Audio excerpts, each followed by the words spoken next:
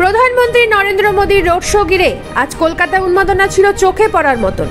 অশোকনগর এবং বারুইপুরে জনসভা সেরে তিনি চলে আসেন বাগবাজারের সারদা মায়ের বাড়িতে। সেখানে গিয়ে সারদা মা স্বামী বিবেকানন্দকে শ্রদ্ধা জানান প্রধানমন্ত্রী।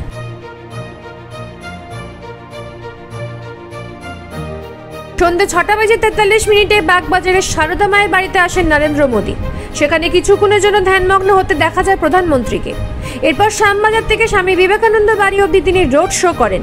তার সাথে গাড়িতে রোড শোয়ে অংশ নেন শুভেন্দু অধিকারী, সুকান্ত মজুমদার এবং দমদম ও উত্তর কলকাতার 2 বিজেপি প্রার্থী। লোকসভা ভোটের প্রচার শেষ করে প্রধানমন্ত্রী তামিলনাড়ু কন্যাকুমারীতে 2 দিনের জন্য সফরে যাবেন বলে জানা যাচ্ছে সূত্র মারফত।